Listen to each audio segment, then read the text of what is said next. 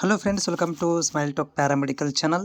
Friends ನೋಡಿ, ಇವತ್ತು ತಾರೀಕು 18/8/2026.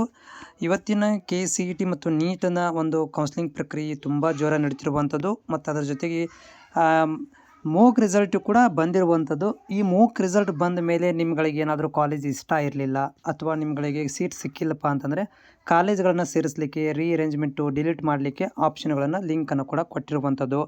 ಆಮೇಲೆ ಇದು 2ನೇ ಸುತ್ತಿನ ಕೌನ್ಸ್ಲಿಂಗ್ ಪ್ರಕ್ರಿಯೆ ಇದೆ. ನಮ್ಮ CET ಅಂದರೆ ಯಾರು BS nursing, BPT, LLL science, pharmacy ಅಭ್ಯರ್ಥಿಗಳಿಗೆ 2ನೇ ಸುತ್ತಿನ ಕೌನ್ಸ್ಲಿಂಗ್ ಪ್ರಕ್ರಿಯೆ ಇವಾಗ ನಡೀತಾ ಇರುವಂಥದ್ದು. ಈಗ ಬಂದಿರುವಂಥ ರಿಸಲ್ಟ್ ಫೈನಲ್ ರಿಸಲ್ಟ್ ಅಲ್ಲ, ಇದು ಒಂದು ಮೋಕ್ ರಿಸಲ್ಟ್ ಅಷ್ಟೇ.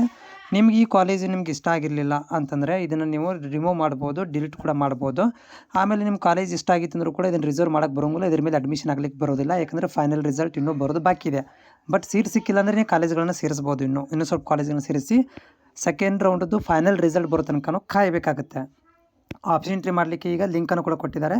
ನೀವು ಲಿಂಕಿಗೆ ಹೋಗಿ ಆಪ್ಷನ್ ಎಂಟ್ರಿಗಳನ್ನು ಮಾಡ್ಬೋದು. ಇಲ್ಲಪ್ಪ ನಿಮಗೆ ಸಿಕ್ಕಿರೋಂಥ ಕಾಲೇಜ್ ನಮಗೆ ಇಷ್ಟ ಇಲ್ಲಪ್ಪ ಅಂತಂದರೆ ರಿಮೂವ್ ಮಾಡಿಬಿಡಿ. ನಿಮ್ಗೆ ಯಾರು ಇಟ್ಕೊಳ್ಳಿ ಅಂತ ಹೇಳ್ತಾ ಇಲ್ಲ, ಅದನ್ನು ರಿಮೂವ್ ಮಾಡಿಬಿಡ್ಬೋದು. ರಿಮೂವ್ ಮಾಡಿಬಿಟ್ರೆ ನಿಮ್ಗಳಿಗೆ ಏನಾಗುತ್ತೆ ಅಂದರೆ ಆ ಕಾಲೇಜ್ ಸಿಗೋದಿಲ್ಲ, ಬೇರೆ ಕಾಲೇಜ್ ಸಿಗ್ಬೋದು, ಸಿಗದೇನೂ ಇರ್ಬೋದು, ಹೇಳೋಕ್ಕಾಗೋದಿಲ್ಲ. ನಿಮ್ಗಳಿಗೆ ಈ ಒಂದು ಆಪ್ಷನ್ ಎಂಟ್ರಿಗಳನ್ನು ಮಾಡಲಿಕ್ಕೆ ಅಂದರೆ ಮತ್ತೆ ರೀಅರೇಂಜ್ಮೆಂಟು, ಡಿಲೀಟು, ರಿಮೂವ್, ಆ್ಯಡ್ಗಳನ್ನು ಮಾಡಲಿಕ್ಕೆ ನಿಮ್ಗಳಿಗೆ 20ನೇ ತಾರೀಕು ತನಕ ಟೈಮನ್ನು ಕೊಟ್ಟಿದ್ದಾರೆ.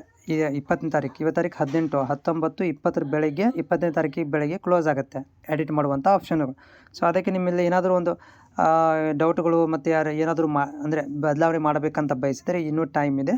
20ನೇ ತಾರೀಕಿನ ಒಳಗಾಗಿ ನೀವೇನು ಮಾಡ್ಬೋದು ಅಂತಂದರೆ ಅದನ್ನು 20 ತಾರೀಕು ಅಂತಂದರೆ ನಾಳೆಗೆ ಲಾಸ್ಟ್, ನಾಡ್ದು ಬೆಳಿಗ್ಗೆ ಏನಾಗುತ್ತೆ ಕ್ಲೋಸ್ ಆಗಿಬಿಡುತ್ತೆ. ಸೊ ಹೀಗಾಗಿ ಏನಾದರೂ ಡೌಟು ಅಂದರೆ ನಿಮ್ಮಲ್ಲಿ ಅರೇಂಜ್ಮೆಂಟು, ಡಿಲೀಟು, ಆ್ಯಡ್ ಮಾಡೋಂಗಿದ್ರೆ ಇವಾಗಲೇ ಮಾಡಿಬಿಡಿ.